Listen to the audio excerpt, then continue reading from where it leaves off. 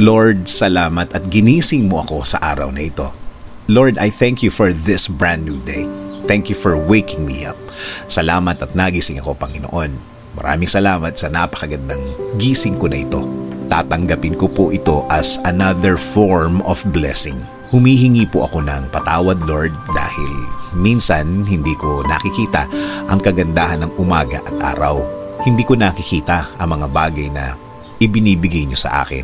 Mga bagay na dapat maganda ang effect sa akin.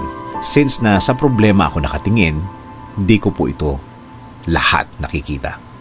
Kaya ngayon, Lord, mas magkukonsentrate ako sa mga biyaya niyo sa akin. Mas ibubukas ko ang aking mga mata, ang aking puso, ang aking isip. Mas hahanapin ko ang kagandahan ng araw at kagandahan ng sitwasyon. Sa ganda ng mga bagay na inilalagay niyo sa aking buhay. Salamat din, Lord, sa mga taong nasa aking buhay ngayon.